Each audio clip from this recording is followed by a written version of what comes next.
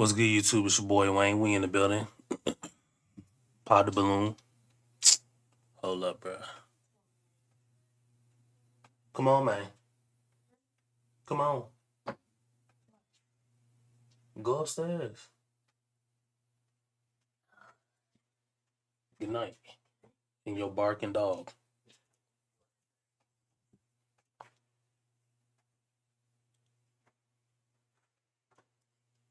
And close that door. Come on, man. I'm trying to stream and then my daughter won't leave out the room, man. You ugly motherfucker.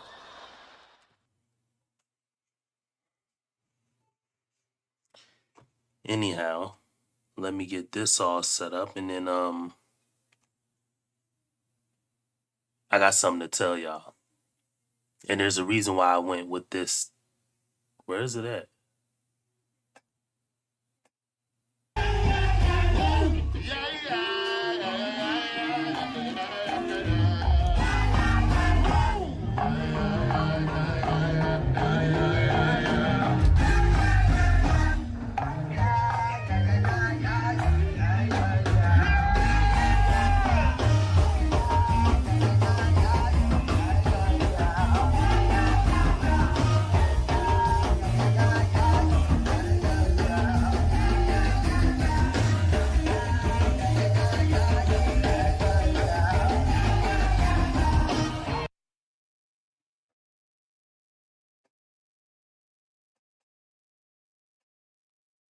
Anyhow, hold on, CNBC.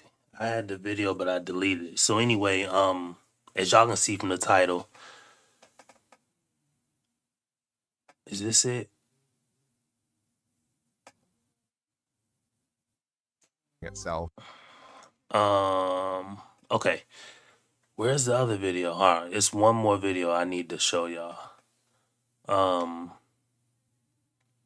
So I'm gonna play, I think, 3 videos.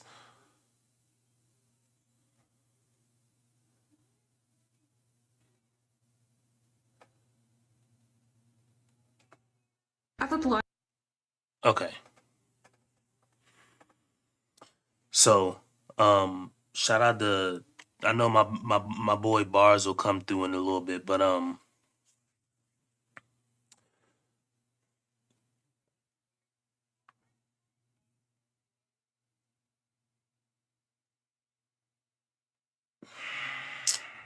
hold on, bro.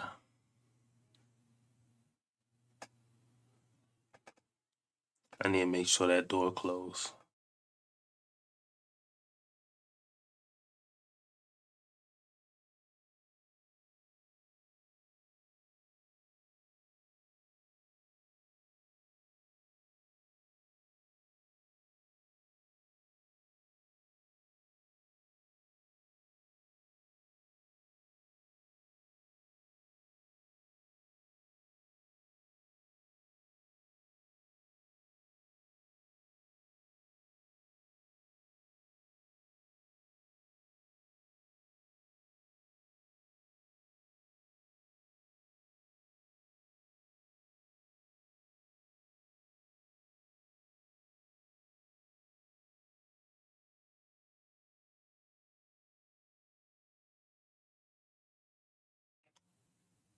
Where's I? Yeah, anyhow, I did want to address something because even though it's at the end of 2025, I actually lost my job.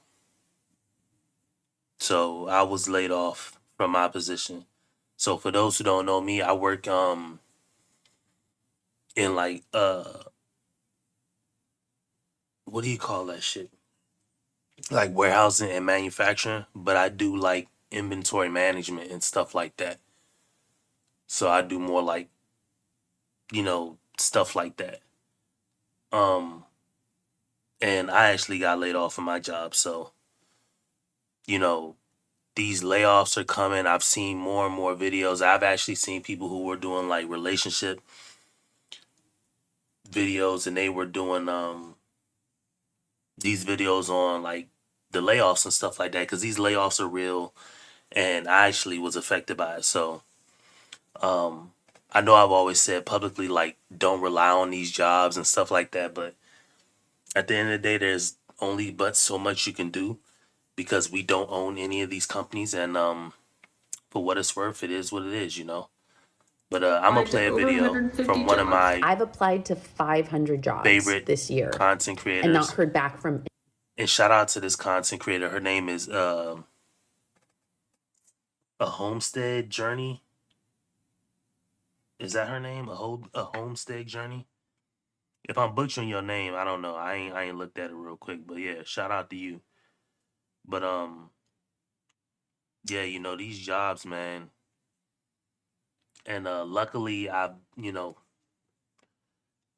fortunate enough to have like the flexibility to kind of like not be grounded, honed in on one type of like career or something like that. But I'll talk more and more as these videos go, as the video goes. We have some pretty horrible economic news. United States layoffs are now surging to their highest point since the pandemic. The big companies are the first wave, the medium companies are the second wave, and smaller companies are the third wave. I worked for this company for 4 years. This just came out of nowhere. I think there's an idea that if people are too broke to focus on anything other than just trying to survive, maybe they won't push back. So we're right at the end of 2025, and already a lot of companies are coming out saying that in the beginning of next year, 2026, they are already projecting to do mass layoffs. And there are several big companies that are already saying this. I'm going to get into that in just a moment. But first, I want to let you know about a new channel my husband and I have started. It actually is a podcast called The New Exodus. And I really want to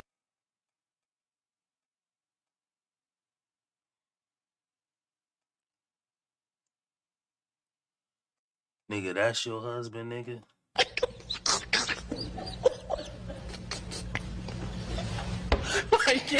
That nigga, bruh. You have to read this motherfucker. story. Homestead Journey, I love you. You know what I mean? I've done hella reviews of your content, but that's your husband, nigga? You ugly motherfucker. Shout out to you. You know what I mean? I'm a if Homestead Journey, if you ever see my content, I absolutely adore your content. I will tune into you and your husband's podcast, but I'm just a jokester. I want to laugh. Like I realize my life is literally, it hasn't gone the way I wanted it to go because I kind of just sat back and was idle. So now that I'm proactive, like I'm actually proactive in everything I want to do. So even in the content, like the way I laugh, like the comedic takes I give, like I'm proactive in it. So I am gonna roast you and your husband, you know what I mean? You ugly So motherfucker. with that being said, love your channel and all that, but the what? encourage started. It actually is a podcast called The New Exodus. And I really want to encourage anybody that is interested in real solutions for real people in this ever-changing world to go ahead and go over there, check out the episodes, and give us a follow, because we are going to be covering a lot in this upcoming year, and we're so excited to basically. And another thing, shout out to everybody who's going into 2026. May 2026 be your best year ever. For me, I'm sure it will be. I went through a lot in 2025. And right here at the end, it started to fall apart. But I mean, again, you know, you win some, you lose some. You win things, you get better in certain areas. You lose some. I feel like I thoroughly broke a habit I had of smoking.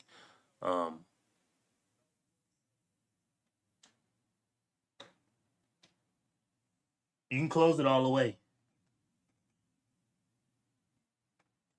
I felt like I thoroughly broke a habit of like smoking, you know, and that took a lot. That took damn near a year. So I am smoke free. Shout out to that.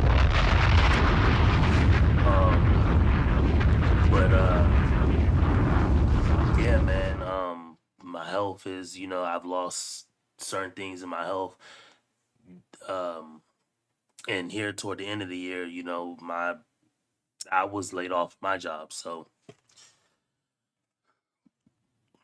it is what it is. But that's the reason why, like I said, I'm branching away from like the pop the balloons and shit like that because I get it, it's salacious content, it's funny, and I make it witty and I get laughs out of it and people are crazy as hell. But at the end of the day, it's not going nowhere. It's never going to change because the people. I got to get that sound bite from George Carlin where he said it's garbage in, garbage out. So love and relationships will always be that way because the people getting into them are garbage. So the results we get out of it are garbage. But it is what it is. Do this new channel.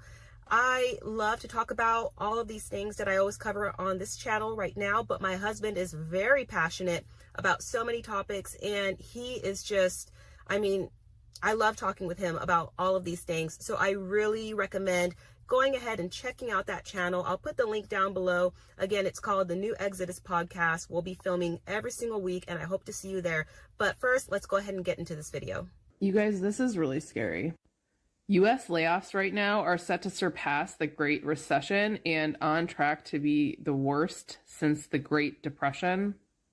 And I'm telling you, they're doing everything in their power to cover up the real jobs numbers. So what's really going on? Are we already in a depression? And when I went and fact-checked this, it says yes. Layoffs have surpassed 1.1 million through November. So that's, we still have a month left to go. Let's see how many layoffs can we get before the end of the year. We haven't seen this level of job loss since the start of the pandemic, which was obviously a horrifying time for our country, the economy, the world. And this here is also putting a lot of the onus onto AI that... Now, here's what I want to say. Maybe this is my crazy thought or whatever about it, but I don't even think it's AI. Because in my opinion, and this is my opinion, remember, I don't know, nigga. I'm not sitting here saying I know. I don't know, but I know you don't know either, bitch ass nigga. I'm not saying I know, but I think I'm starting to understand what AI can and can't be. And from my understanding, AI it can't necessarily replace humans. Now, it can replace a lot of mediocre tasks that a lot of humans do, but it won't replace every single job. It just can't be that way currently. Now, in 50 years, can it get to that Fifth Element level or something like that? Like you watch Fifth Element, just think of the example I just gave. Even though you had flying cars, so we don't need car manufacturers because those cars in the Fifth Element are flying, but you still need to have police officers, right? You still need to have train operators and things like that. So yes, it is going to displace a lot of jobs, but it's not going to displace every single job. But people are going to have to learn to adapt to them. But as far as these jobs and things like that, like I've been saying it for the longest time, the world, there's no more lies that anybody can tell in the world. So it has to be 100% truth. And if all of these jobs are going to go, not all these jobs, if all of these systems are going to start failing, it's because we can no longer do it the artificial way. We're at the what do you call it? What do you call that shit? We're at the max capacity for what do I want to say? We're at the max capacity of doing it. We're at the max capacity of living with electricity. That's what I want to say. And this is my crazy take, and I'm going to tie this all back probably at the end of the second video. But we're at the max capacity of what humans can do with electricity. This is my weirdest, most furthest take I'm going to give. Most conspiracy-like take I'm going to ever say. We are at the max capacity of human living with electricity. So without it, we get closer to everybody doing what's in their best interest. And it also goes to say, there's an old saying that says, it's crazy. You'll never know human resilience and how good people will be. You'll never know what humans can do, how resilient humans are. You'll never know how truly resilient humans are until they're faced with extinction. And that saying is 100% true. The reason why nobody, like, we can't make these bounds and leaps in our life as humans on this earth is because we have the safety of jobs.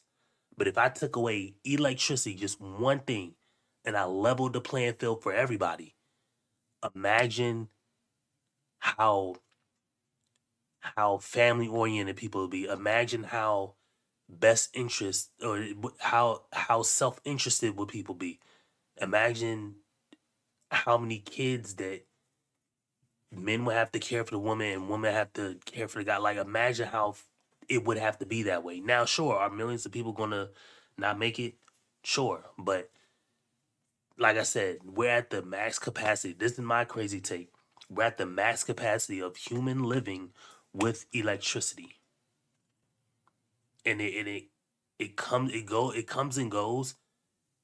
And it's just gonna keep getting worse. It's gonna incrementally get worse until it just completely falls off the edge.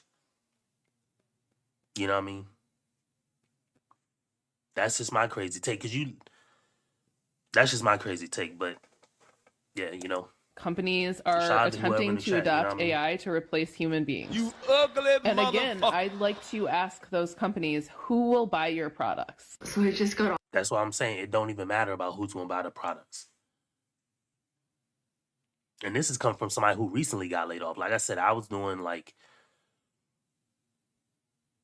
I don't even know what you call, like, inventory type stuff in manufacturing and warehousing. That's what I do, like inventory related tasks. And I just got laid off. So it ain't even a thing about a position or a certain type of career or anything like that. Sure, will people be displaced? Yes. But like I said, that's why I said I'm getting away from the love, like the real, like, love and relationship side of, like, making videos and shit like that, because it's not going to change. Humans are just going to adapt to a worse situation until it'll eventually be something that kicks it all off. I don't know what that invention is. I don't know what that stimulus will be, but maybe I'm not even around when that shit happens. That's what I'm hoping. You know what I mean? But it will all go away. I just happen to think it goes away with electricity going away. That's the only thing that I feel like you pull that Jenga piece out, and then now everybody will live close. Now everybody will live how God intended everybody to live. But as long as we have electricity, people are going to create jobs. Some of us are going to create jobs, and then people are going to create other things, and then people are going to have their own twisted things that they do, and then people are always going to scam people, and people are going to make bigger weapons, and people are going to do all this extra stuff, and it's just going to get incrementally worse and worse and worse and worse and worse. Since I don't even know how long ago till now, it's just going to be that way. But off a team's call at work. I got a meeting invite this morning called Team Update. There was about 15 people on the call. Our VP just terminated our positions. I'm feeling really upset about it. In tech right now, a lot of layoffs are happening. Who knows, maybe this is a blessing in disguise. I liked my job, I enjoyed my job, but I didn't love it as much as I used to. And I know that you're not supposed to always love your job. A job is a job. A job is to make money so that you can provide for your family. And I was very fortunate to have that job and to work with all the people there and learn all the things, level up my abilities. Thursday, I didn't think today was gonna be like this. We're not even midway through December yet, and I've had at least 4 friends call and tell me that they've lost their jobs. And then I got called for one of my jobs, and they are cutting the... it's going to keep happening too. I mean, I make no laughing matter about it. It is what it is. But like I know I've said this to people, and they be like, bro, you know, I think you're a little extreme, but I don't think people are extreme enough. It's going to keep getting worse. You know, and we're going into this AI age and this technological age, but I feel like we're gonna either strip this planet of its resource till it goes haywire, or we're probably already nuke each other out of the damn sky by then. But again, like we can't. There's no more space for this idea of jobs, people telling us what to do, people doing one thing, saying one thing, doing another. These people representing us with these suits and ties. You know, there's just but so much space for it, in my opinion. You know, that maybe it's a crazy take by me, but if these jobs go away, I mean, maybe people will live closer to the way we're supposed to live, you know?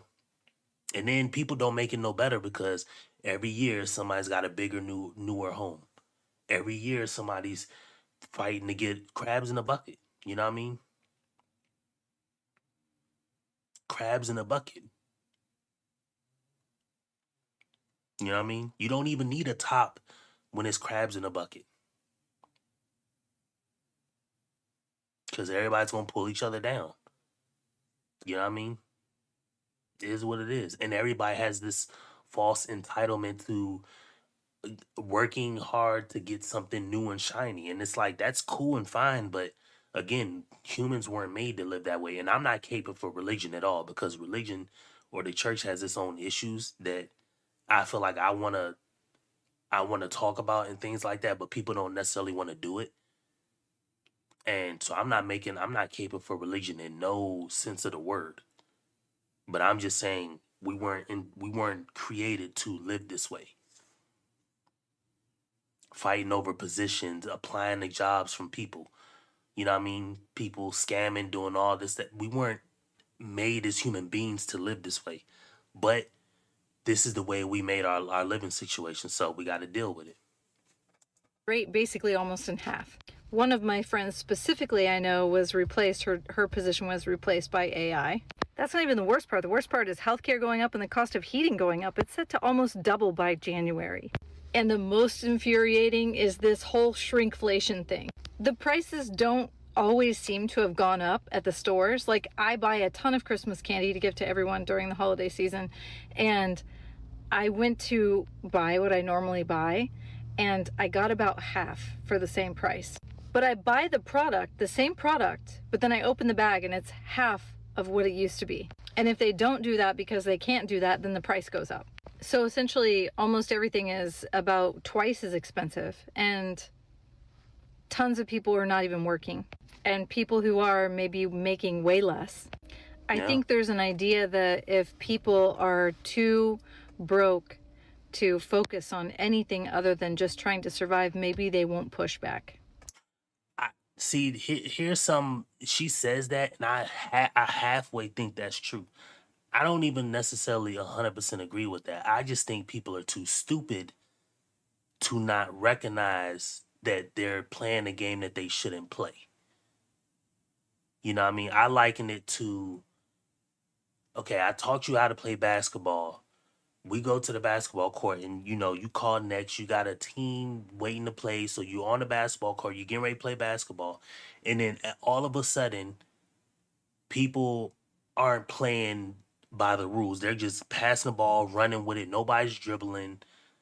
People are punching people and fouling people. And then the moment you get the basketball, you start dribbling it. You're trying to do it the right way. Yet the way the game is being played is everybody's doing a free-for-all. But you want to do it the right way. And not her, when I say you, I'm saying people in general.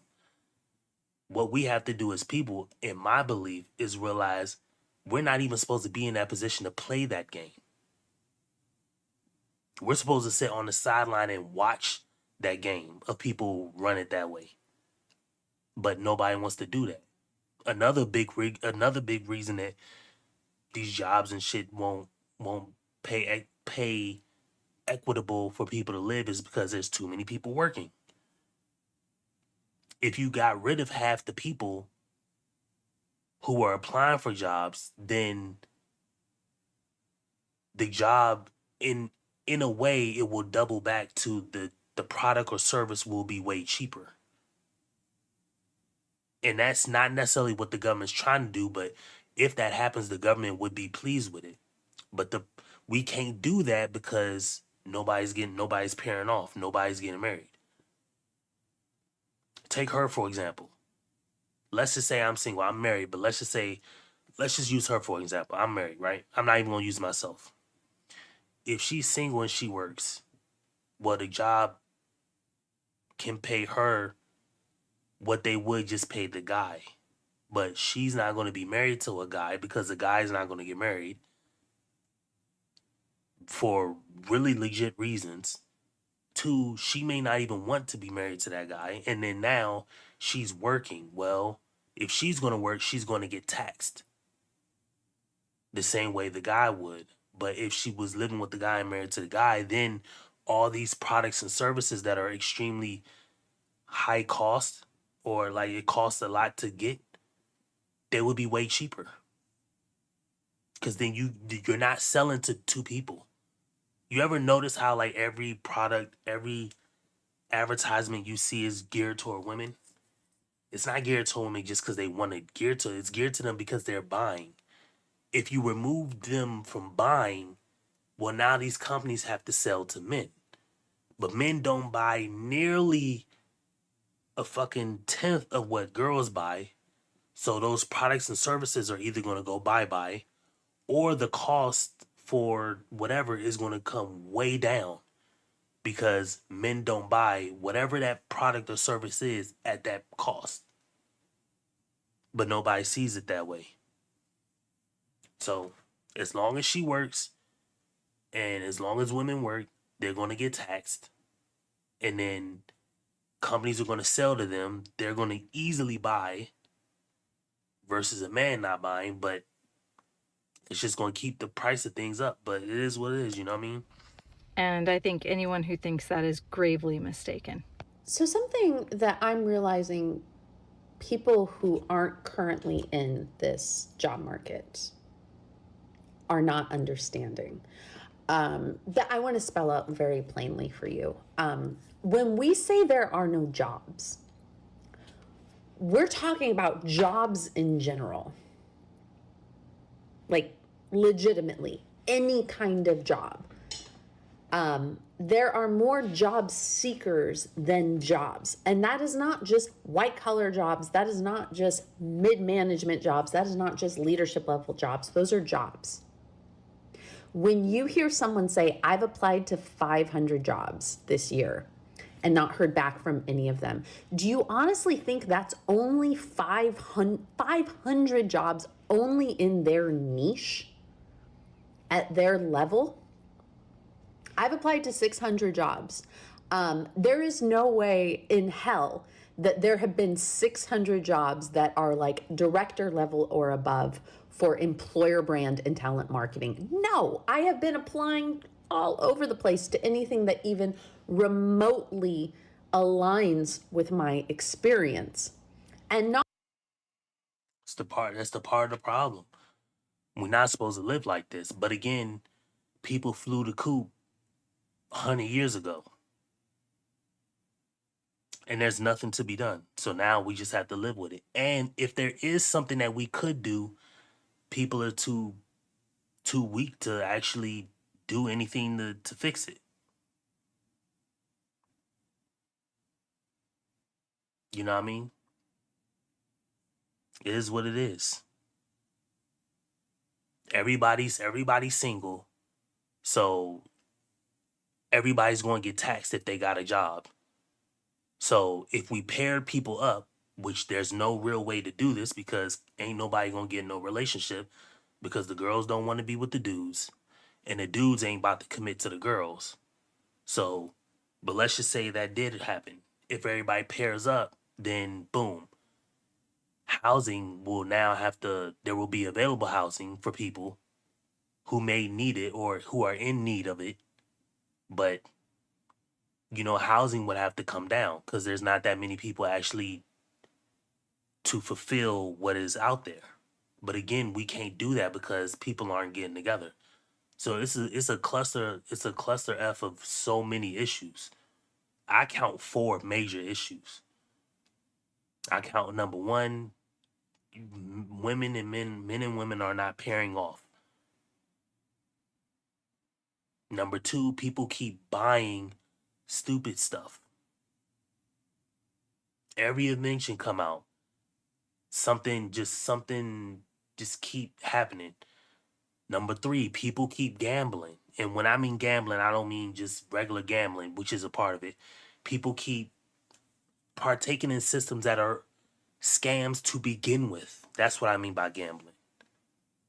I look at sports gambling, like placing a bet on a sports gambling app, the same way I look at going to college.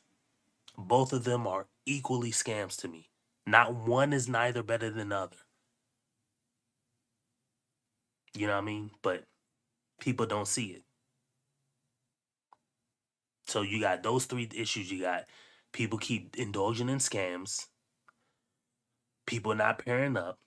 People keep having this need to buy, just always got to buy something new. And the last biggest thing is people not doing what's in their best interest, or saving money. People not living the organic way. I'm not gonna say the Christian way or the whatever religious way, because those people are they fried too. They got twisted thoughts, and not twisted thoughts. They got twisted ways of thinking and going by life too. But there's just no way to, how do I say this? There's no way to live in a way that is completely where you're absolving yourself of, you're limiting your interaction with this type of system. There's no way to do it. And if you can do it as an individual, you're gonna be ostracized. So where I would tell a dude, okay, go not get off the grid, because you can't really do that now, but okay, stop working, go learn how to live off the land, and go live deep in the woods or in the damn mountains somewhere with one of them little weird communities. You know what I mean? Now, you could go do that, but then are you going to get a woman to go do that with you? No. Then if, let's say you go do that, are you still going to attempt to go to college or sports bet, or, you know what I mean? Are you still going to entangle yourself with any type of outright scam in this country? Or let's say you do that. Are you going to feel the need to, okay, I'm living off the fruit of the land, right? I'm living in the woods. I'm living good. I'm living good. I'm doing what I need to do. But, oh, there's this new set of hiking boots that I need.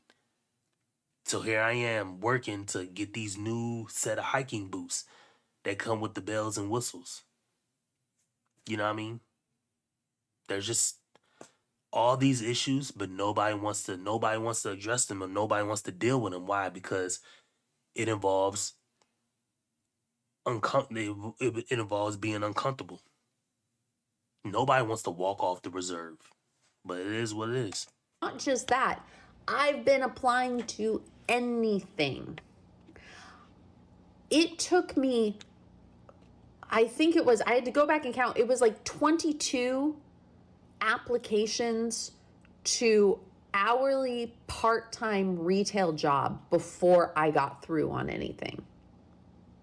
When people are saying they're applying to hundreds of jobs, they're talking about jobs in general. And I think this is where a lot of job seeker frustration is coming from, because people who are not in it keep coming at us with like, we'll just go apply at a restaurant. We'll just go substitute teach. We'll just go drive Uber Eats. We'll just go get a retail job. We'll just go drive a forklift. We'll just go apply to an Amazon warehouse. Like those jobs, all jobs. There's not a lot of them. And just because you can go to a job board and see a bunch of things listed, those aren't real jobs. Like so much of what is out there online right now is fucking fake. Fake in a number of different ways. I did a whole video about the different types of ghost jobs that exist, but like. and here's the funny thing too. People will say things like they know it's fake. Like you'll talk to different people like, "Oh, these job boards are fake." Okay, but what are you doing? Like knowing that the job board that you're interacting with is fake. Are you doing anything different? And I'm not saying anything about this woman. I'm just talking about people in general. So if we know job boards are fake, are we taking our own risk business wise for ourselves? Are we not relying on job boards? Are we doing anything different? If everybody knows the job boards are fake, why won't people collectively come to the realization that, oh, well, we need to communalize, or whatever the correct term is. We need to come together, and not mean come together like 1,200 people. This woman needs to come together with her family and her extended family to live.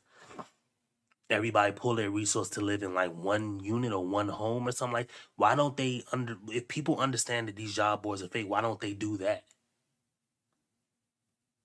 Everybody just wants to keep going. Shout out to whoever in the chat. You know what I mean? Press the like button. Say something in the chat, man.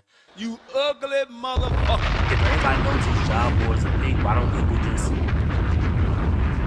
see the part I have a hard time with is somebody knowing that it's fake and then choosing to deal with it anyway. I could see if you dealt with it and didn't know it was fake. You know what I mean? I had a homie growing up. We was close for several years. We used to go to the club, and he was in the club dancing with this broad that was like they was basically humping in the club. And I see him ducked off, and they had he said he kissed her. And I was like, bruh, then the girl, her friend came over to me and was like, "Is that your homie?" And he was like, "Yeah, that's my homie." He was like, "Man, he dealing with a dude right now." What's up, Miss Call of Duty? Shout out to you. And I was like, damn. And then I talked to him after. He was like, "Man, I ain't know." I said, "Bro, it was only me and him in the class." I said, "Don't even trip, bro. It is what it is. You got. You didn't know that was a dude you was dealing with.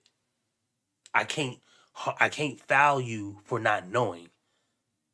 But if you knew, then that's a different story." So the same applies to this woman. We know that these job boards are fake, and people are still choosing to deal with them. Miss Call of Duty, I came on and I was like, I recently got let go from my job, so I got laid off. So that's what made me prompt doing this. I got laid off Friday. So, but yeah, that's why I'm doing this. And I want to do more content like this, but it is what it is. Like, there are so few real jobs where people are taking applications, interviewing, and then hiring a person to fill that role. And this is... Yeah, I mean, it is what it is. Like I said, I do like inventory, I do like inventory type jobs and shit like that in warehouses. So I do like not inventory management, like I'm managing all of the damn things in there, but I do like inventory stuff related, computers, dealing with computers and papers and shit like that.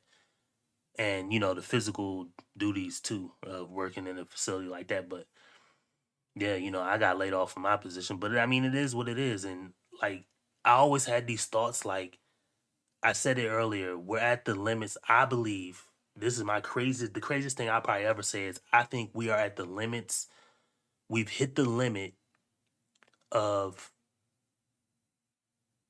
how far humans can go with electricity. That's how far I think we are as people. I think there's no more. If we took electricity out, like just electricity went away today, no more electricity. Eventually, there's no more Snapchat, no more IG. There's no more of these goofy ass jobs. There's no more of this. Oh, I gotta I gotta get the new Bentley, or a girl asking you, "Oh, I need a new diamond ring." There's no more of that. Then it just comes back to, okay, we're on this planet. How do we survive? You know what I mean? If you and your family, like, You and the women can't be like, oh, I need a guy who's got a car. Ain't no cars, man.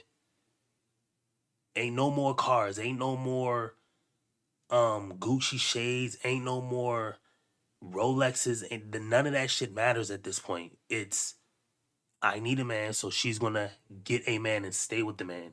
She's gonna raise kids with that man. And the man has to learn how to deal with the land. You know what I mean? Kind of like God intended it to be, but we'll never get to that point because the lights are still on. That's my crazy take, but I could be wrong, but that's just what I think. So Where, you know, and the only reason why I think that is because the most civilized time in human history during some parts of that Bible, there was no electricity. Of course there's sunlight, you know, but that's not electricity.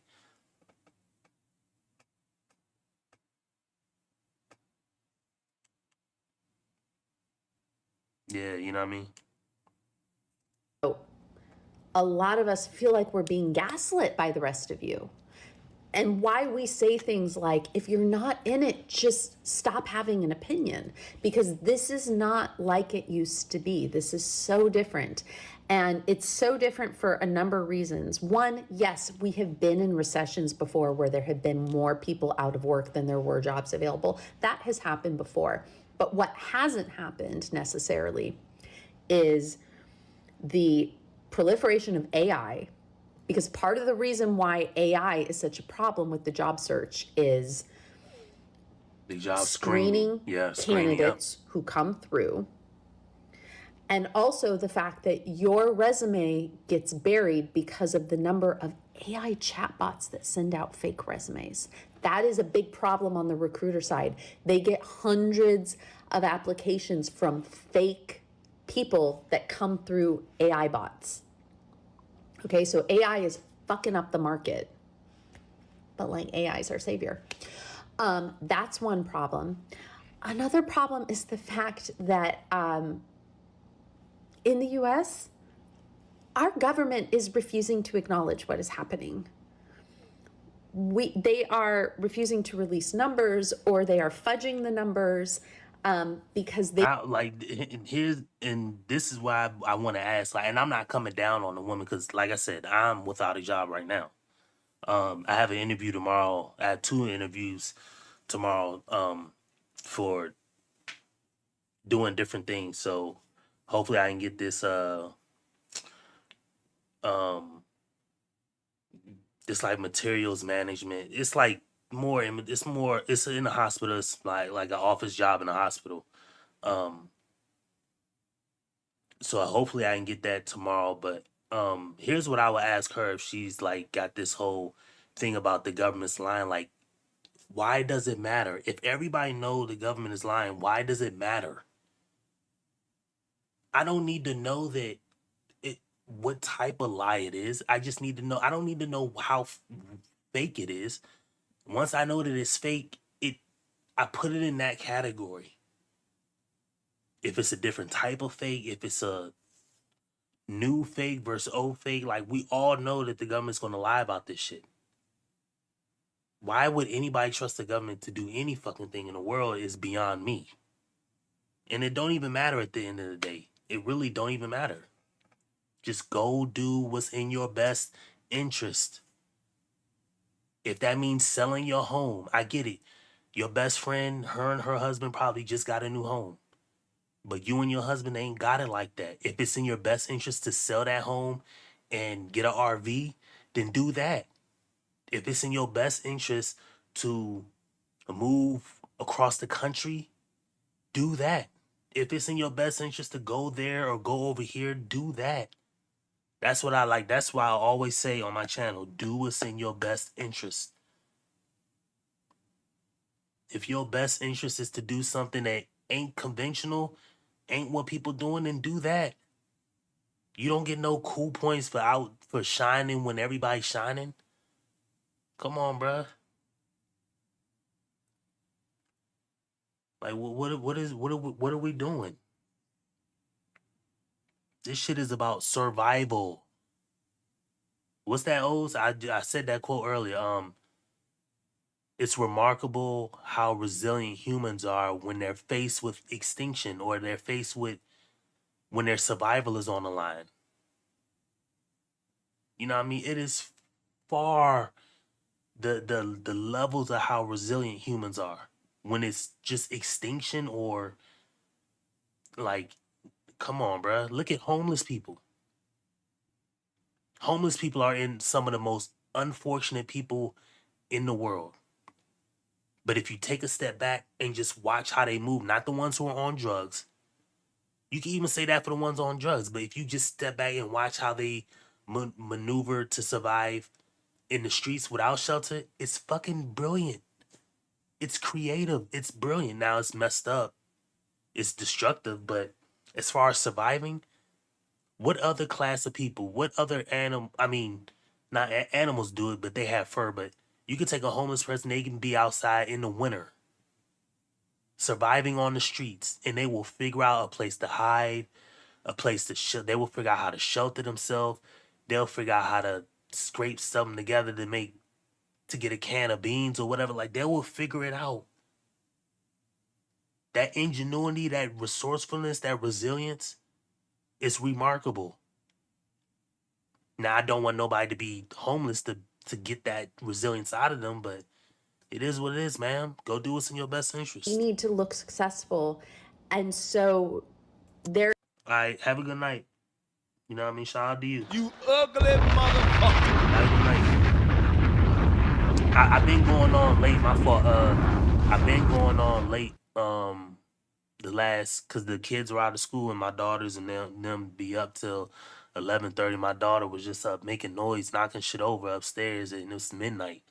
So I'm gonna be going on late probably all next week, closer to midnight, cause my kids be up. But yeah, I'm gonna be on for a little while. But shout out to you. Is not the level of urgency and visibility that we used to have in recessions on the job market. And then you also have this thing of like the sheer number of fake jobs. I mean, they have done surveys, they have done studies that like something like over 40% of recruiters have said, yes, I have put out fake jobs before. For a number of reasons. They have a ton of LinkedIn, or Indeed slots that they have to fill, so they just put anything out, or they need to do it to look like the company is in growth, or they're just trying to gather some kind of a talent. Exactly. They need to put fake jobs out to look like the company is in growth, to fudge numbers. So it comes back to a lie. Even the company that's trying to give you a job is trying to lie. This is why I be telling people, bro, everybody is a liar. Any and everything is a lie. We all out here lying. Unbelievable. Even a job board, bruh, all these companies is out here lying. Ain't no damn job out here, bruh. Pool without being transparent about what they're doing. This is why we feel like we're going crazy. This is why we feel like we're being gaslit. And I am just urging those of you that are not in it, stop telling everyone to do all these things that don't work anymore. Go apply to a restaurant job. Well, that restaurant job has 120 applications for that one server job, and 80 of those are people with decades of serving experience. I'm not going to get that job.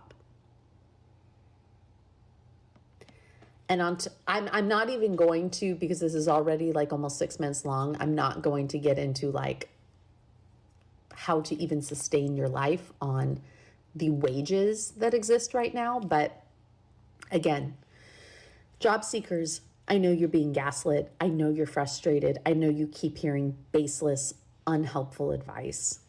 I see you. I'm right there with you. We can't all just drive Uber Eats and become plumbers or nurses or waiters.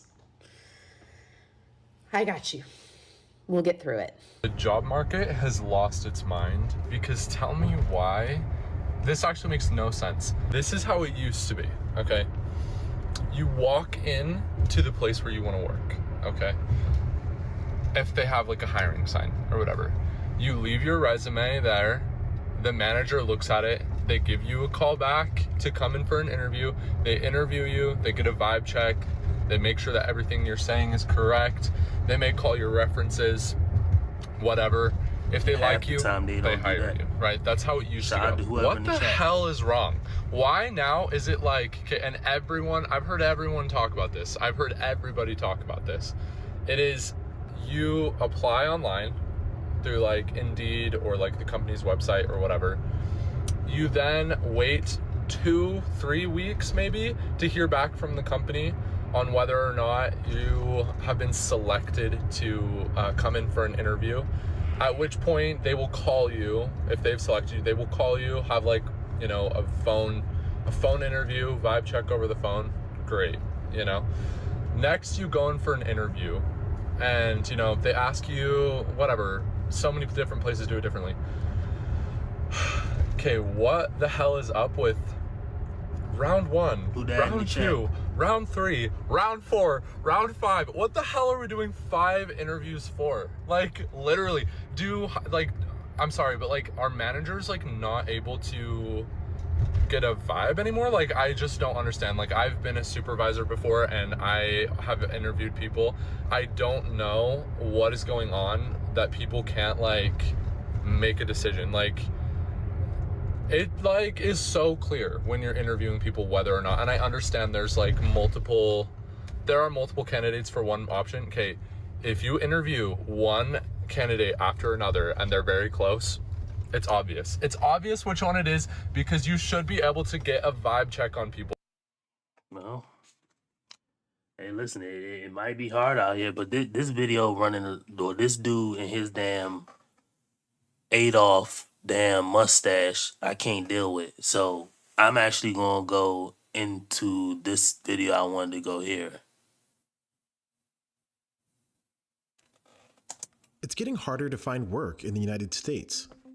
In August, so this is the CNBC added job. just 22,000 new jobs. That's actually quite a weak number. Looking at that in isolation, that would actually be a lot more consistent. Hold on. Hold up.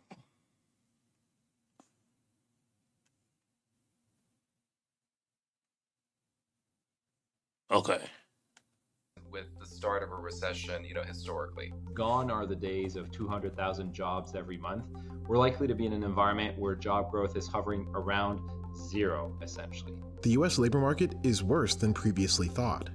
Less than half of the people polled by the New York Fed say they could find a new job if they lost their current one. The 3 main reasons younger Americans will likely have to work longer than baby boomers are: 1, people are living longer and healthier lives. That's another reason too. That is a big reason that people aren't.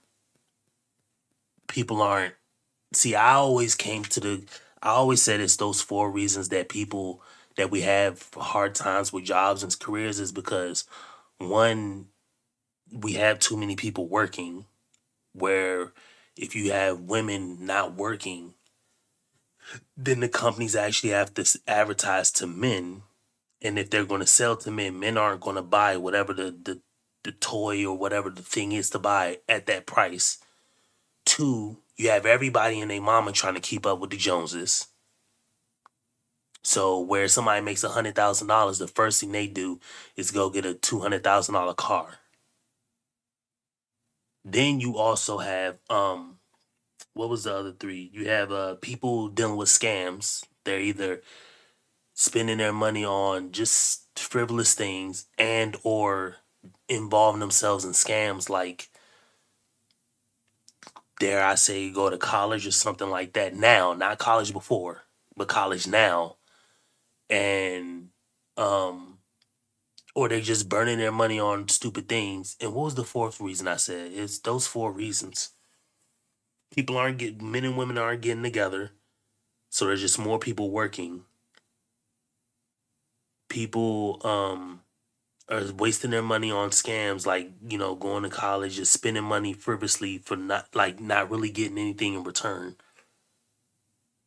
People trying to keep up with Jones. I can't remember the 4th one, but there was also this. Shout out to whoever in the chat. there's also this that I didn't mention. People are living longer. And I've heard CGA say this, and I just forgot all about it. Because 100 years ago, people didn't really live.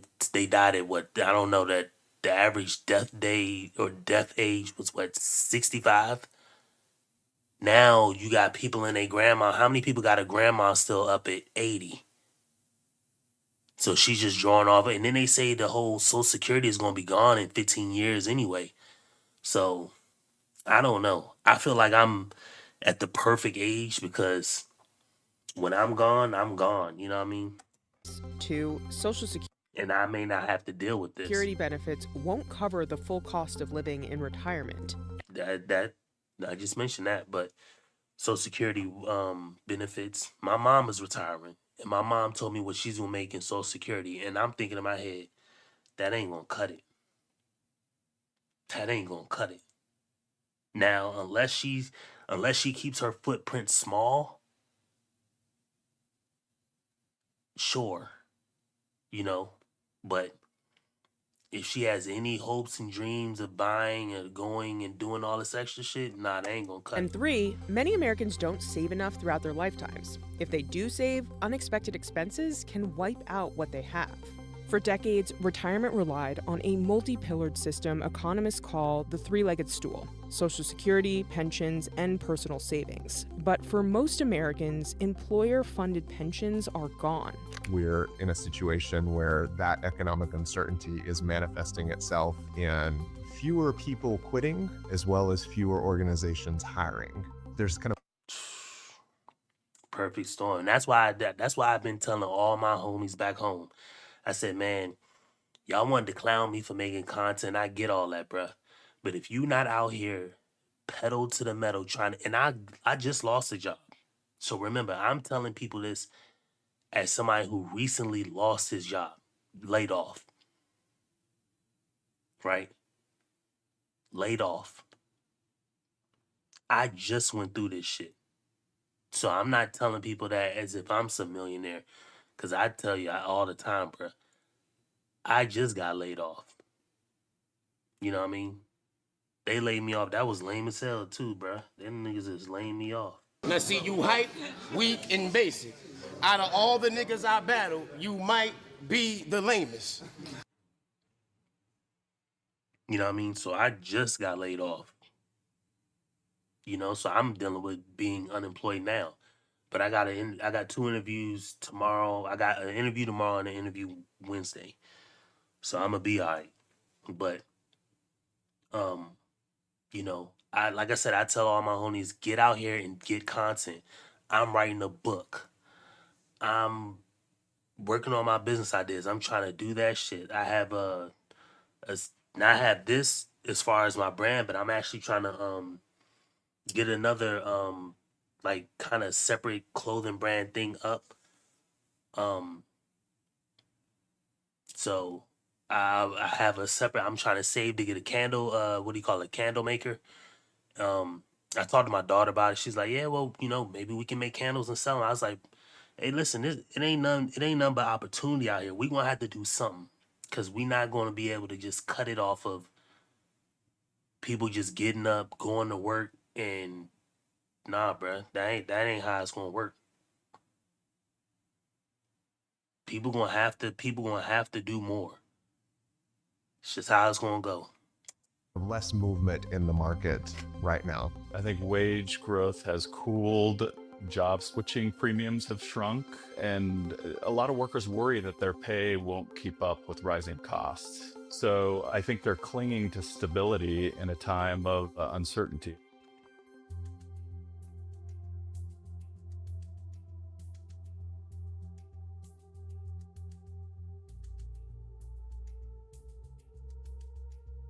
"64% of Americans surveyed are more worried about running out of money in retirement than they are about dying. And 1 in 4 Americans surveyed believe they won't ever be able to retire. The average life expectancy in OECD countries is about 80 years old. That's around a 13-year increase since 1960. As a result, retirement ages are rising. 13-year increase since 1960.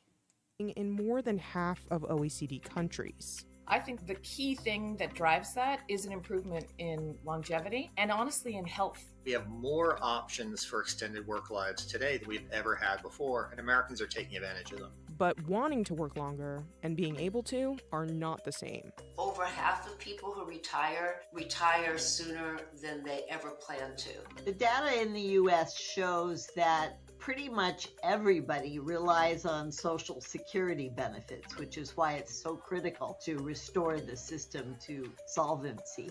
Here's why younger Americans may end up Good working luck with longer that. than their parents, and whether planning to work longer will actually help people in retirement.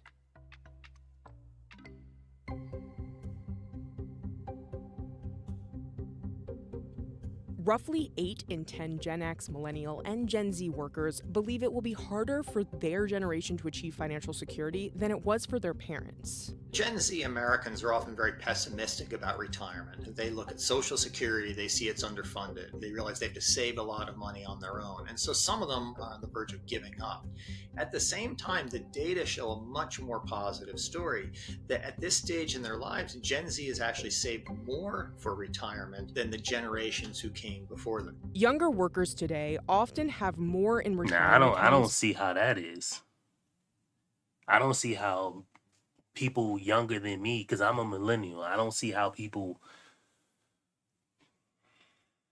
I just don't see, I don't see how people 20 to 30, 34, 33, I don't see how people 20 to 33 have saved more toward retirement than people fucking 33 to 45 or 46, whatever millennials are. I just don't understand that.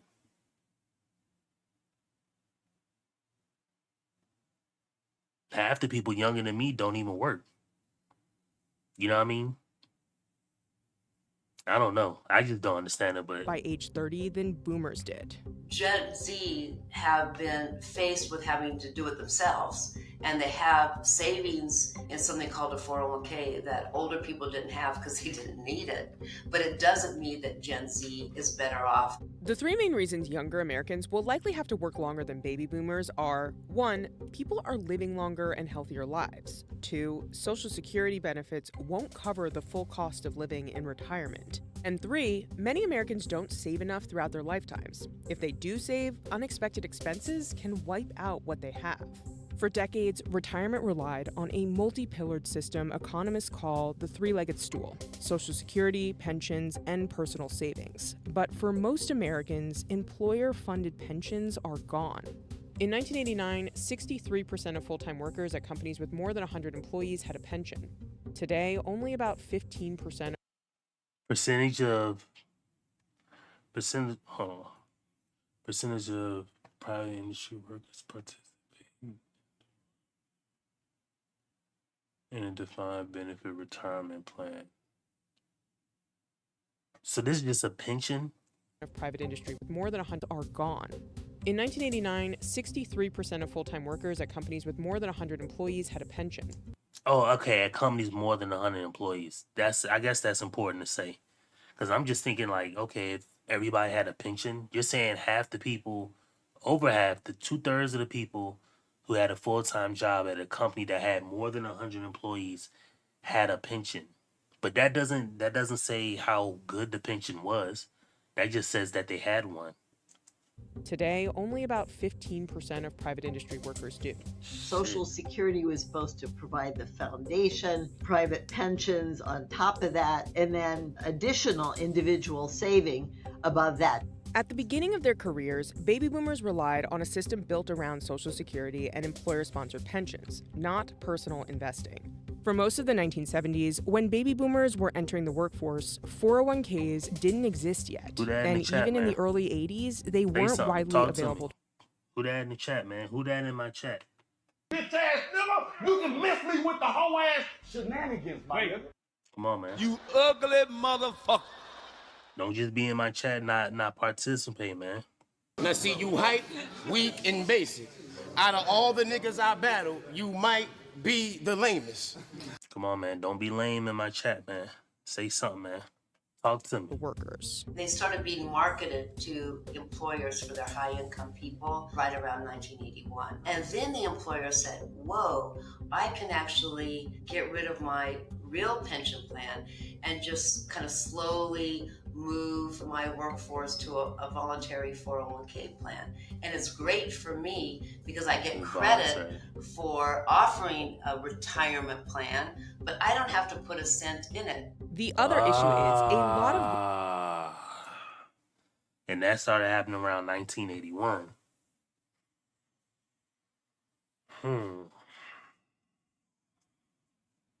Damn, I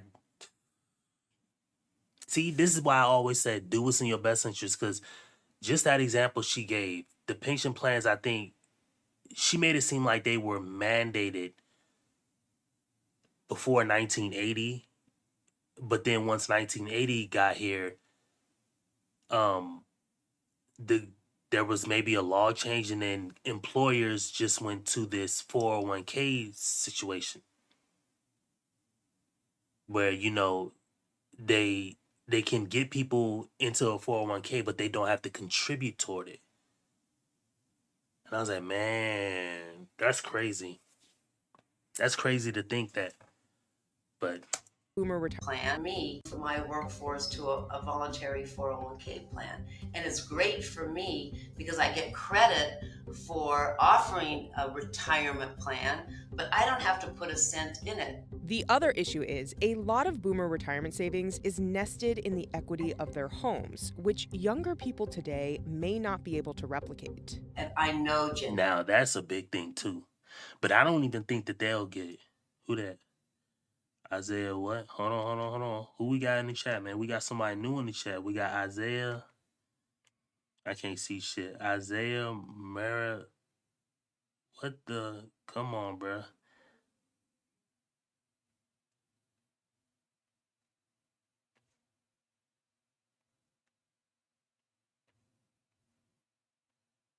Can you tell me about the index fund? I mean, what about it though?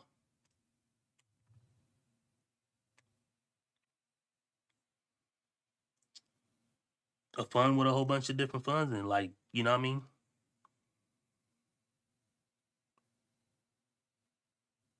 What you wanna, like, I mean, it's like, what is it? Bruh. You gonna have to Google it here. I'll get, because I don't wanna. Hold on real quick. How would I explain it?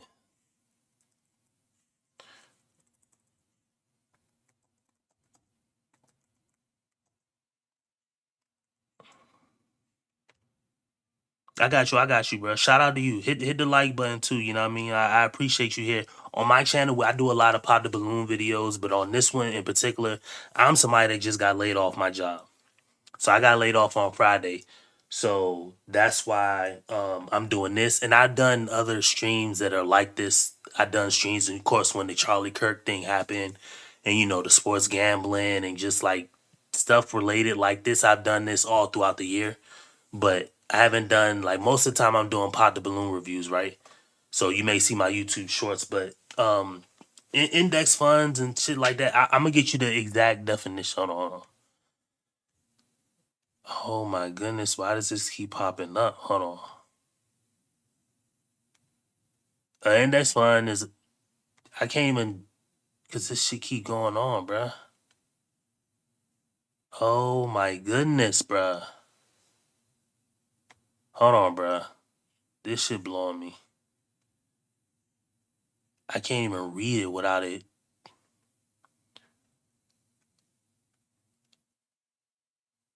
Indexes and index funds exist for almost any part of the financial market. Index funds invest in the same asset using, you can invest in the same assets using the same weights as a target index.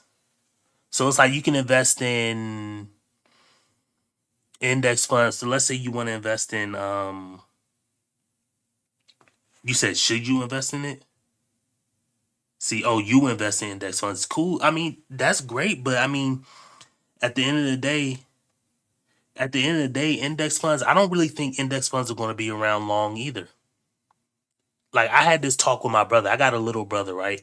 My little brother is invested heavily in gold and silver. And I'm thinking to myself, that sounds great. But to me, I don't think that gold and silver will ever be utilized simply because the people are the problem. See, I don't have no issue with people investing in anything that they want to invest in. You know what I mean?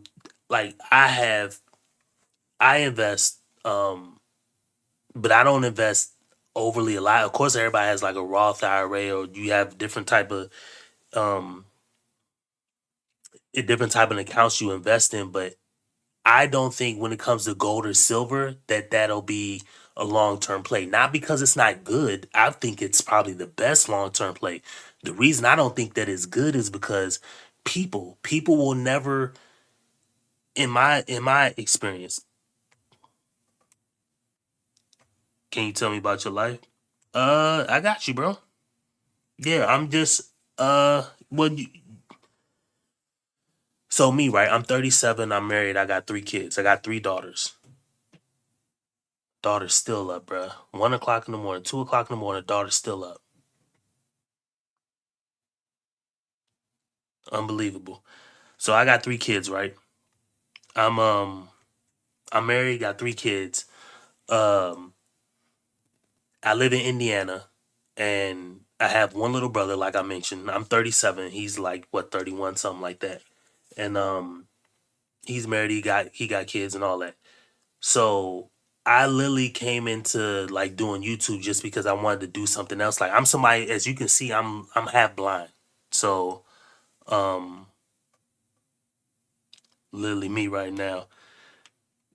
Yeah, I'm half blind. So and I still have significant vision impairment. So for me, what I wanted to, a couple years ago, I decided, I was literally, I had like 3 surgeries on my eyes in like the span of 20 months. So um for me, I realized that I'm not going to have vision the rest of my life. I know for a fact I'm not going to have vision long term because my vision now is like extreme. My vision is like looking through a straw only in one of my eyes. And even when you look through look through a straw, that still is significantly like foggy and hazy. So my vision is an issue for me. But 2 years ago, I realized, I was like, you know what? I'm gonna live for me. I'm gonna do the things that I want. I'm gonna get my thoughts, dreams, and all my what I'm gonna get my voice out, and I'm gonna talk about the things I want to talk about.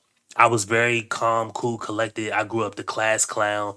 I played sports all throughout school and shit like that, AAU, all that, and um had the slightest little college opportunity, but that fell through. And then I just got working and shit like that. But so for me, I mean, yeah, it sucks, but I mean, for me, I make this content to like get my thoughts and dreams and everything I want out. Get my you in Canada, yeah. Shout out to you, bruh. Canada. But for me, I wanted to get my thoughts and dreams out, and I work on my dreams, and that's the biggest reason why I'm putting this video out is because I'm telling people, hey, listen, at the end of the day, these jobs are not here to save you. Now, I have a different philosophy when it comes to like shit like this. I tell people 3 main things. Do what's in your best interest. That's the first thing I tell people all the time. Under no circumstance should you do what is not in your best interest. So that's your best interest when it comes to dealing with a girl, dealing with your kids, dealing with your family, dealing with a job, dealing with anything in life. Make sure it benefits you first. Because if not, the world is going to people are going to weaponize themselves or cry in front of you and try to make you do something that benefits them. So do what is in your best interest first. Number 2, you only have 3 things in life. You have comply, compel, concede. You either force somebody to comply with whatever you need them to do, and you're probably going to get your hands dirty doing it. You're either going to compel them, meaning, hey, I look out for you, you look out for me. I go to work for you, you pay me this amount. We do something like that. If either one of those options don't work, then you have concede. Walk away. Give up. So that's the only thing you got. Comply, force somebody to comply, and you probably gonna have to do it physically, but I get it. People don't want to have to deal with that, and I don't want to force somebody to do what I want them to do. So I'm gonna try to compel them to do something that works for both of us. But if I can't get that, then I'm gonna just concede, walk away.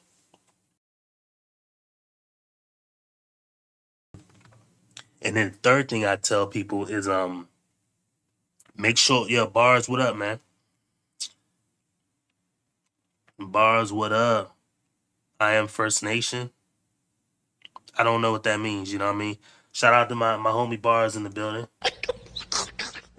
You ugly motherfucker. Yeah, and the last thing I tell people, damn, what's the last part I tell people? Oh, the 11th commandment. Thou shalt not sneak this, thou shalt not play a hate, and thou shalt not dirty mac. All three of those is the 11th commandment. So don't sneak this people, don't play a hate on people, and don't dirty mac on, somebody's broad.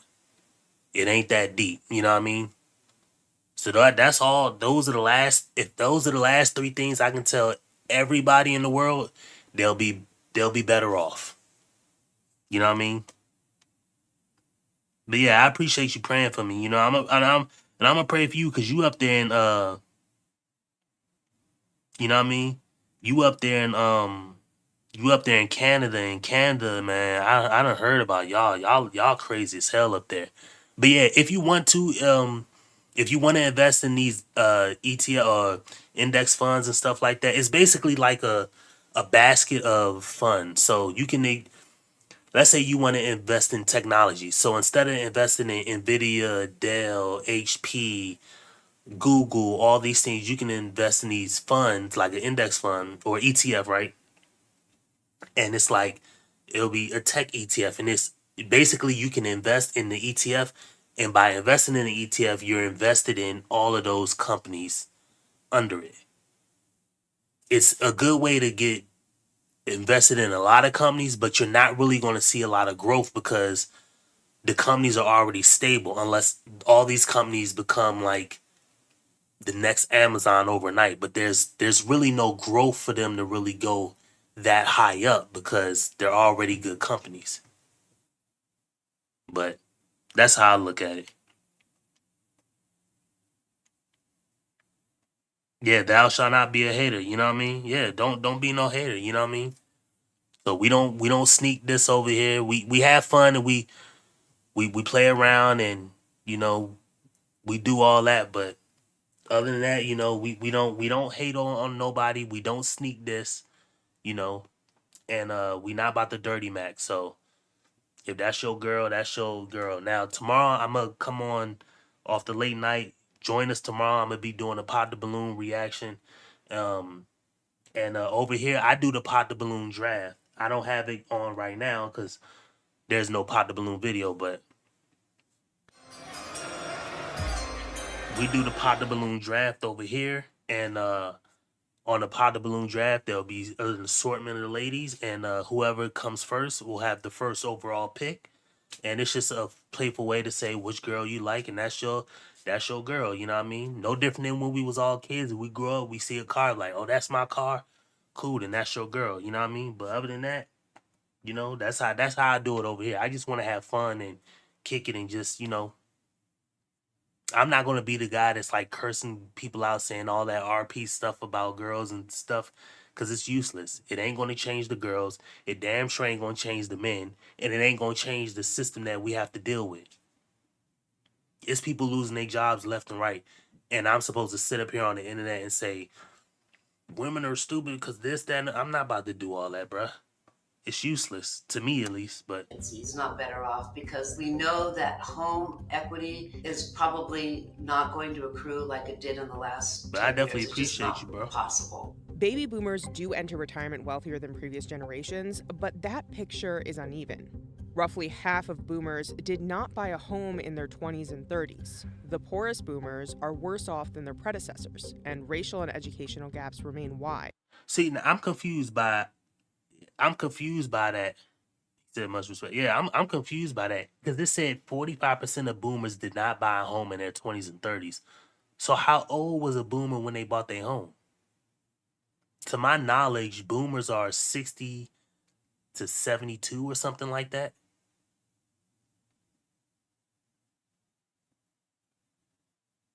If my knowledge is correct, boomers are 60 to... So how old was a boomer when they bought their home? 15? 14? Or they bought in their 40s? I don't think that's true. You know what I mean? I'm confused about that. I mean, because I'm 37. My mom she's definitely 65 or whatever. And my dad's what? He may be 59 or something like that. So I got boomer ass parents. So I grew up in a home as a kid. And the home I grew up in, if just off the age alone, they had to be 30, upper 30s when they had me. They had to be like early 30s when they had me. So when they were in a home, I grew up in a home. So I'm confused about that. That wealth disparity repeats itself throughout 14? generations. Yeah, man. While the average Shout out to you, bro. Just remember, all this stuff on the internet is experience. So there's another guy in the chat. His name is Bars. He's a really good guy. Your dad's only 35, man. You know. Hey, listen. I would say this to you, just because you're that young. Just remember, you're gonna experience a lot of things in life. Me and Bars are in the same age group. We're 30 something years old. Like I said, I'm 37. I got a 12-year-old. So from me to you, I would tell you, if nobody ever else tells you in your life, that you're going to experience a lot of things in life, make sure whatever you do, that whatever decision you make serves you. Don't worry about how it makes your parents feel. I mean, of course, respect your parents and all that. You're young, go through school, get through education, but make sure whatever decision you make benefits you. And it benefits you first. I didn't say it only has to benefit you, but make sure it benefits you. You're young. I would smoke a crack rock if I could go back to 14 years old right now. You know what I mean? Like, no bullshit. You know what I mean? Yeah, Bar said he 43. Do you and win, you know what I mean? You'll be all right. You just realize. And don't let these people scare you out of trying to do stuff too. I get it, you're in Canada. I don't know where you're in Canada, but try things. I would say go into business for yourself, or at least try to go into business for yourself. Don't be afraid of taking risk. Risk is where the reward is. You know what I mean? You're looking at me on a camera that I didn't create, that you didn't create, but somebody thought enough to try to create a camera, and they succeeded. You know what I mean? So take risk, but make sure whatever you do that it benefits you. You know what I mean? And don't knock up no girl. You know what I mean? Trying to get your Johnson wet. You know what I mean? Just make sure you wrap it up. You don't need no babies that young, you know what I mean? Now, I hear you. But I got homies who had them at 16, 17, so. millennial has less wealth at the age of 35 than previous generations. The top Oh, okay. 10% Ain't of nothing wrong with millennials that, have bro. Hey, if you know what I mean? Ain't nothing wrong with being that either.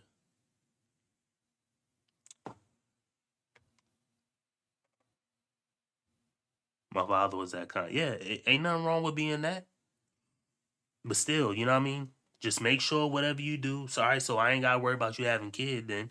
Just make sure whatever you do, you not make sure whatever you do, it's in your best interest. That is all I can ask of you. That is all I ask of you. Don't do something just cause somebody else say, yeah, do it, I want you like no.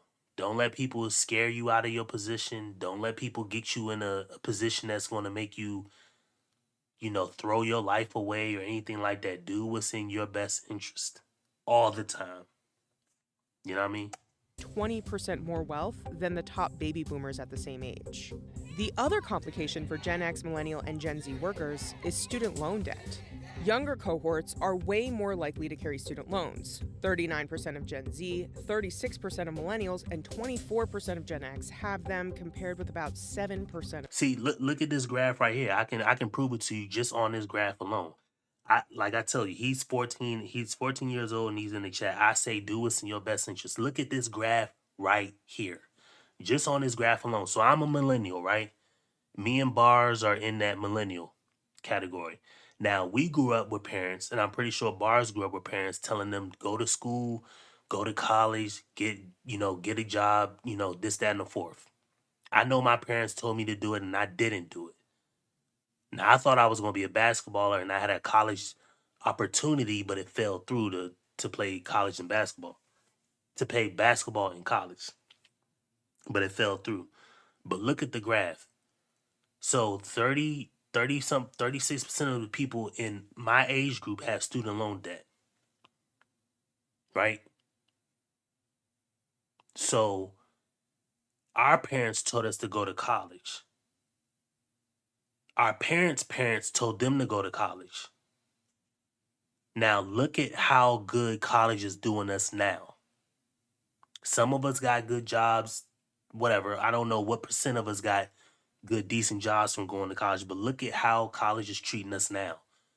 I just played in another video a woman saying she has 4 degrees and she can't get a job. So how good was college to her? College taught her a whole bunch of stuff that is not helping her right now. Now, is that something that woman wanted to do? I don't know. But that's why I say do what's in your best interest. Because if your parents telling you to go to college, look at student loan debt right now. Everybody's in student loan debt. I have some student loan debt. So how am I, as your father, going to tell you to go to college when it's most likely your dad probably has student loan debt? You see what I'm saying? Everybody just tells people what they should do, but whatever they tell them to do doesn't serve them. You know what I mean? Pick the right people to be around. Yeah, exactly. Make sure you pick the right. Definitely pick the right people to be around. By the government of Ontario.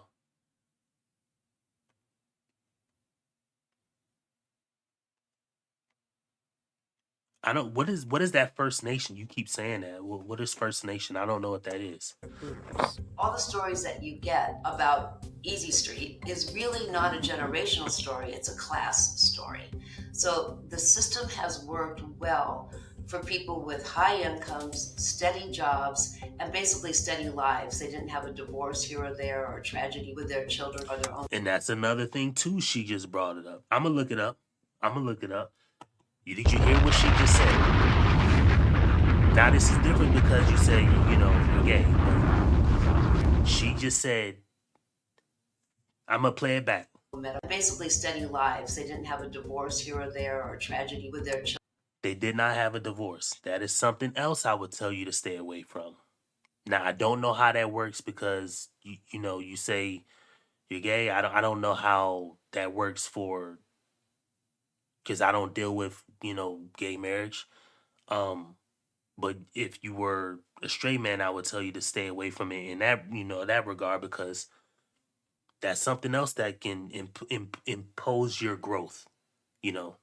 getting into a divorce. So children or their own medical. I got a whole bunch of people in the chat, man. The shift from traditional Now, how I defined go from 8 people to 3 people, bruh? Man, YouTube out here playing with my numbers, nigga. Come on, bruh. YouTube just said I had 8 people in the chat. Now I got 3. You have to read this. You ugly motherfucker. Jesus. YouTube, now I got 1. Come on, bruh. Unbelievable, bruh. benefit pensions to defined contribution retirement accounts like 401ks, they don't penalize delayed retirement the way traditional pensions do. With a 401k, the longer you work, the higher your benefit. With a traditional pension, there's often a point where you top out. But a majority of U.S. retirees rely heavily on Social Security. 58% say it's one of their major income sources, but only 35% of non-retirees expect to depend on it. That 58% of U.S. retirees say Social Security is one of their major income sources. So when they say retirees, they mean baby boomers, because nobody under 65 can retire. So that's baby boomers. But only 35% of non-retirees expect to depend on Social Security. So imagine that 2/3, well, 60% of people, retirees say they dependent upon Social Security, but only 35% of people who can't retire right now expect to depend on it. Crazy. No, I know y'all here. It's just, it shows me. So I don't know what it says on like y'all screen, but it shows me. So above the thing, it shows me my messages, and I can click on my top chat or my who chats the most, and I can click on the people sign, and it lets me know the people that are here. But it shows me my top. It says top fans. I don't understand that, but it just shows me who is the top people I've talked to. And it has a number beside, like, you know, like on Call of Duty, it has a sign of people. And it just has the number of how many people are watching me. And that number goes up and down, whatever. It was literally just at 8. And I was like, man, I got 8 people watching me. That's dope.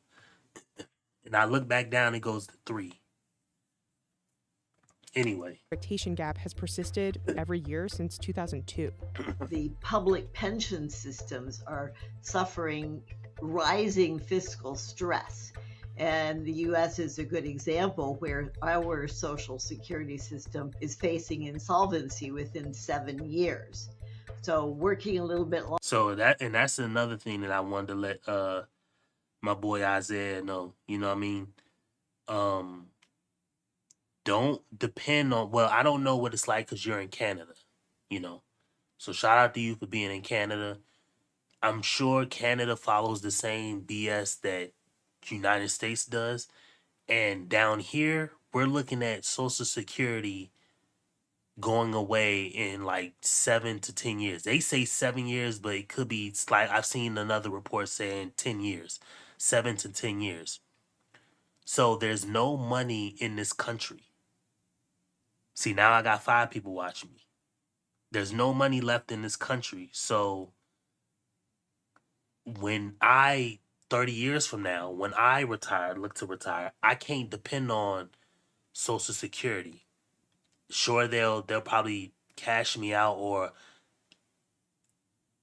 there'll probably be a cutoff of people who can retire on it, but I won't be able to just depend on making maybe $2,000-$3,000 a month from all the hard work that I've worked for. So I'm gonna have to get it a different way, or I'm gonna be living with one of my damn daughters. See what I'm saying? So it's crazy out here, man. Longer reduces the period of time you need to support yourself in old age, and obviously contributes. Oh, Canada don't work like U.S.? to a bigger nest egg to live on in retirement. Social Security is financed on what's called a pay-as-you-go basis, which means that the taxes paid in by today's workers immediately go out the door to pay benefits for today's retirees. That means that Social Security is very subject to demographic changes, to the number of workers per retiree. If you go back to the 1960s. Yep. So he said pay-as-you-go type thing, yeah. That's why they say it's going to be hard. Social Security is definitely going to have to go because there's no way. So, like, if I retire, I'm supposed to make I'm supposed to make a couple $1,000s a month. Let's just say I can retire. I'm making a couple $1,000s a month. And that money is supposed to be given to me from people like Isaiah and people working now. They're paying into it. That way, when they get here, it's like paying for the person in front of you in line. I pay for the person in front of me, so that way, when I'm in line and I'm at the cash out, somebody behind me pays for me. Well, he's going to explain now. Well, now that people are living longer, see, it works when people are dying around age 60, but now people are living past that. So now you need more people paying into Social Security because more people are living longer. But people aren't, when more people live longer, you need more people paying into it. But we don't have that now. We had 5 or 6 workers paying in for every retiree collecting benefits from the system. Today we have about 3. Going forward, we'll only have around 2 workers per beneficiary. That means the cost burden on each worker goes up. But see?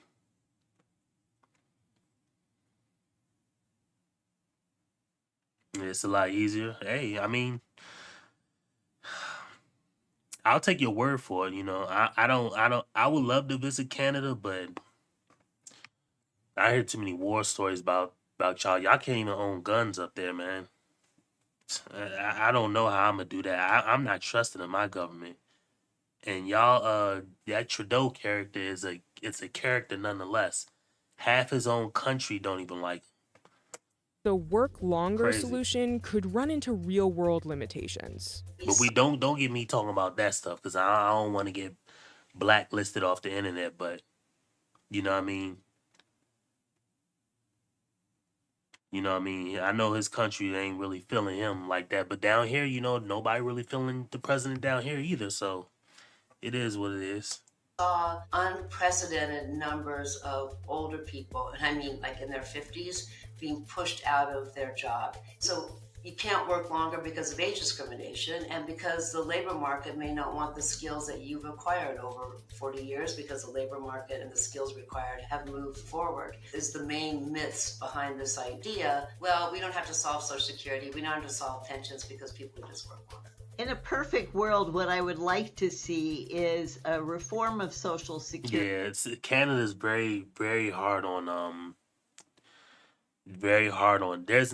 they don't have a lot of people like down here. They say there's for every 100 people there's like 115 guns, and that's only because people like down in Texas we have a lot of gun collectors. So it's not like everybody's got straps all over the place.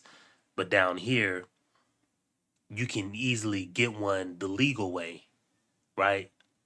And you can get one the legal way down here easier than you can up there. Now, up there, you got to go through a lot of stuff to get one. You know what I mean? But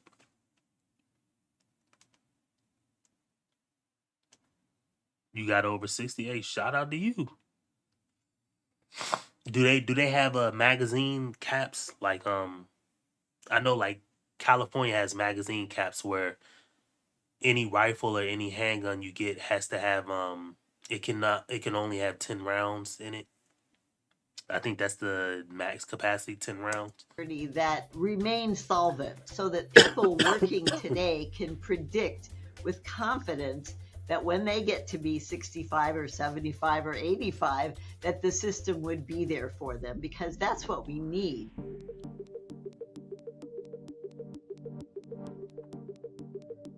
70% of U.S. workers surveyed who have not retired yet considered pushing back their retirement date, with nearly half of those surveyed citing fears that they wouldn't have enough money and 44% saying they're worried about inflation. Younger Americans are pessimistic about retirement, but many of them are saving. A lot of that anxiety seems to be about the future of Social Security. Millennials are saving. See, okay, that's what, because I was going to say, if they're talking about Gen Z, I'm going to say no. But they're saying millennials. Yes, millennials are saving. Me, bars, people like us are saving that 34 and up, that 33 and up are saving. But everybody 32 and younger, they're not saving a dime. I know that for almost a fact. At a higher rate at this age than Gen Xers or boomers. So I guess I would say if they're nervous and it's making them save, that's not necessarily a bad thing. I like to tell my students, many of whom are Gen Z, Social Security will not disappear. You will not get zero benefits. You will get something. So this is a major issue that Congress should have handled decades ago when we first became aware that Social Security faced this long-run funding crisis. Unfortunately, it's always easier for politicians to kick the can down the road, to leave the decisions. Yeah, that's how they do in California. You can only have 10 rounds. And the worst part about it is they make you the weapons that you can purchase, they make like the magazine wells a certain way. So you can't even like easily switch out what do you call it? You can't even easily switch out the magazines. You can't swap them out, in any type of timely fashion. Used to live in Florida, seeing, yeah, you know what I mean? It be like that. I want to go to Florida. I want to live in Florida. I think Florida is just the perfect place to live, but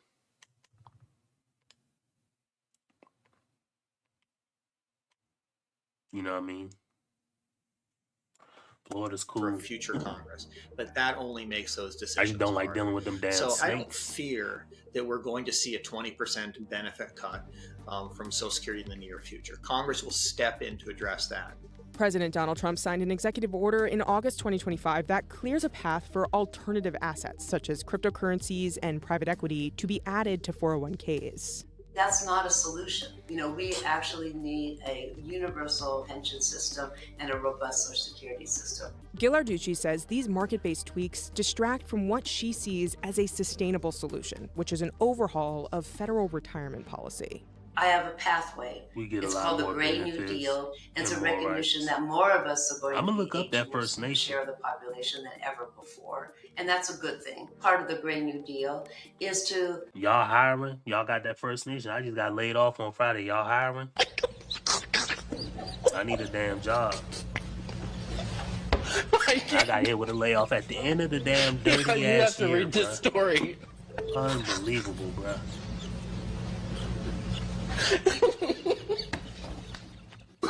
I lost my job at the end of the year. You keep talking about y'all, you First Nation, y'all hiring? I'll work, bruh. Let me get an application. Send me an application, bruh. have the value that every adult who wants to work should have a job. So we should make the labor market as welcoming and as protective for older people as it is for younger people. So we need actually more health and safety requirements, more... No, shout out to you, bruh. Said do it. You get paid $32 an hour, you do drywall, hey. But yeah, Bars, you right. I mean, Florida is big, you know what I mean? I went down to Orlando. We did that Ocean Ave, the Orange, was it Orange Ave? All that stuff down there, the Disney. We didn't do like the full Disney joint, but they got that other, like the smaller Disney shit. We did all that.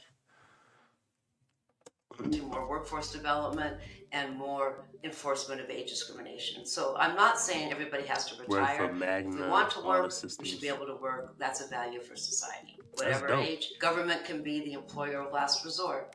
Full employment guaranteed for every worker. The idea that everyone is going to have to work to age 70 or something like that, I think is just an exaggeration. In the past, you often had mandatory retirement ages where employers would require people to retire at a given age of 60 or 62. That's mostly been ruled illegal, and so people can work longer if they want. On top of that, there's greater demand for older workers. They can be valuable to employers. Research does not support the idea that working longer generally takes away jobs from younger generations. However, in certain industries with rigid hierarchies or low turnover in senior roles, younger workers may see slower career progression. In most places, older workers and younger workers may industries with rigid hierarchies or low turnover younger generations. However, in certain industries with rigid hierarchies or low turnover in senior roles, younger workers may see slower career progression. In most places, older workers and younger workers are complementary.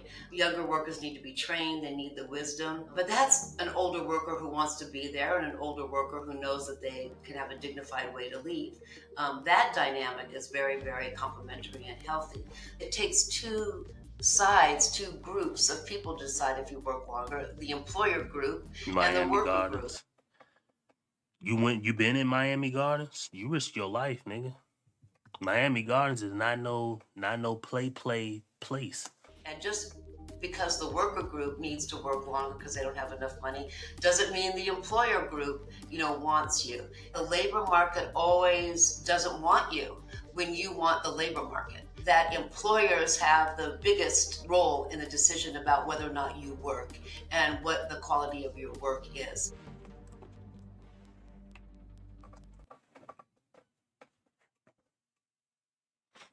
So yeah, man, it's getting hectic out here in these streets. He said what? O Block? Nah, you don't want to go to O Block, bruh. O Block, nah. You don't want to go to O Block. Oh, let me see if I can. Let me find out.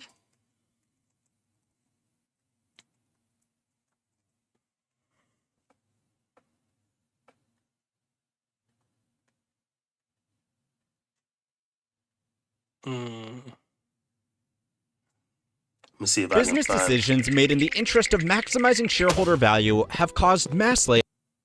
Well, nah, that ain't the one I was looking for. Hold on.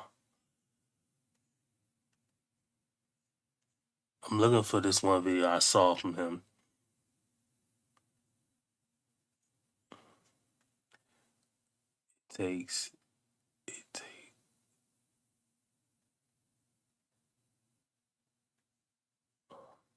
Okay.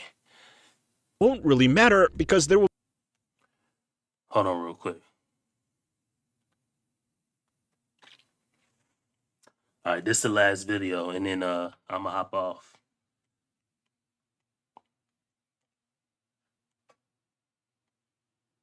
What you want me to do?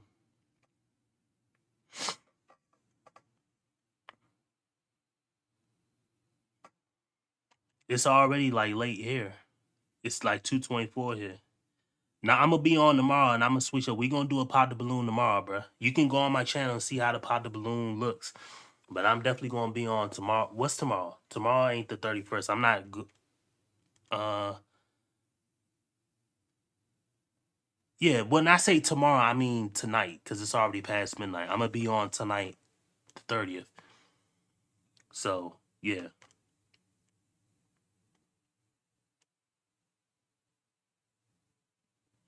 Nah, you can watch my pod the balloon. It's on my video. It's on my channel, bro. It's on my channel. Just look at my my videos real quick. Matter of fact, I can show you since you want to look. You know what I mean? I'll do it for you. You know what I mean? Come on, I'll do it for you, nigga. You know what I mean? You ugly motherfucker. I'll do it for you, bro. Come on, bro. I'll do it for you, bro. Don't say I ain't never do it for you, bro.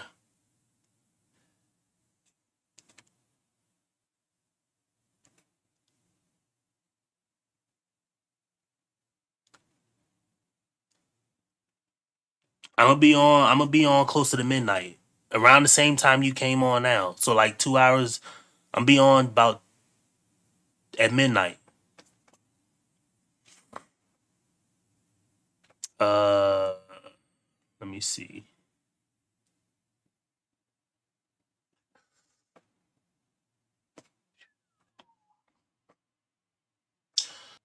Damn, like you don't do none of that shit you said. Or they have what they don't have. You know what I mean?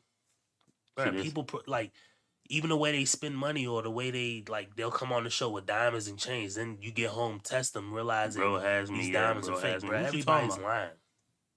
But it is So what it this is. what we do. What you thought I was lying about? I'm saying about everything. Talking about we don't come correct. Y'all don't come correct point blank, like to hide shit, to make niggas feel good and shit. Y'all don't never come correct. Y'all don't talk about that's my cousin or that's somebody I knew from the past, knowing y'all dealing with the hoe and all that. Go ahead with that. Let's come. See, that's why I said. Well, I mean, she's saying it from the. I'm only speaking from the. I'm trying to speak from the most neutral standpoint, but I'm just saying in general, men and women lie. She's just speaking on her experience with niggas, and I know this what I be doing. I'm gonna be doing this tomorrow night. You know, especially on bras. I'm not gonna be one of these pro women. You know what I mean? But yeah, man. Hey, Isaiah, I truly appreciate you coming by. You know what I mean? Yeah, he said she got to like women. Yeah, I don't know. She was just rather. Let me see if I can policy UK pop. So I'm gonna show you this real quick. I was thinking about doing this girl's channel. um. Huh.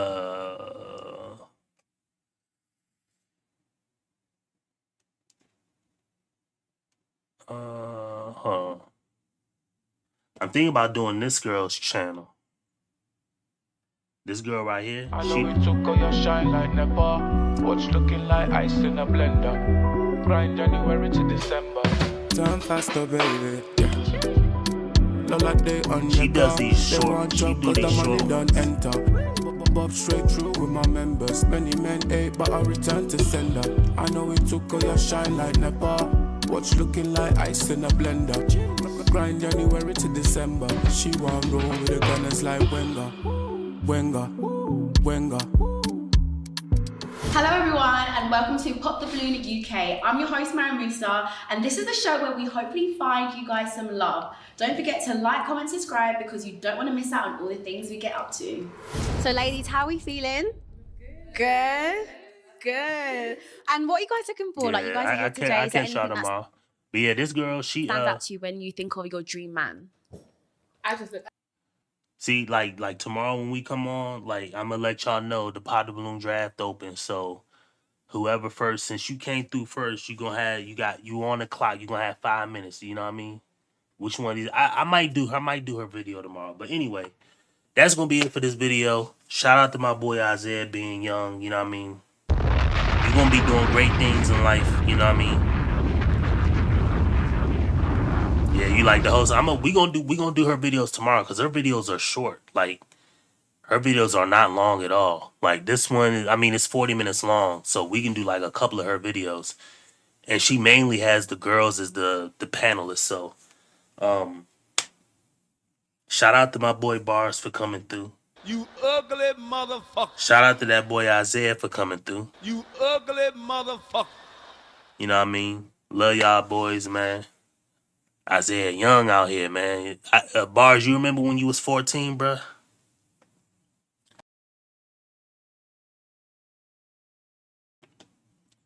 Man, that cough won't go away. But yeah, man, I remember when I was 14, man. I'd do anything to go back to being 14 years old, man. Yeah, man, I appreciate you. So yeah, man, I catch y'all boys back here tomorrow, man. I'ma be on here tomorrow night, around midnight. Well, not tomorrow night, just later on tonight, since it's already past midnight. You know what I mean? I may do I was thinking, should I go down? I don't want to go. I'm willing to go to this. What you call it? Oh, you know what? I'm probably gonna shoot the strap tomorrow for New Year's.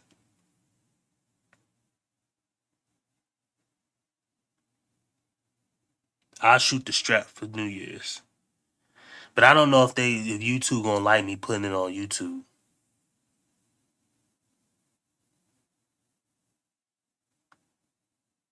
I don't know. Y'all think YouTube gonna like that?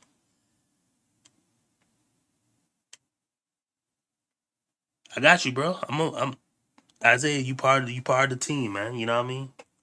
You ugly motherfucker. I got you, bro. Shout out to my boy Isaiah. But yeah, man. I might shoot the strap for New Year's. I'm in this white neighborhood. If somebody else shoot the strap, I'll shoot the strap. But I ain't gonna be the only one in my neighborhood shooting the strap.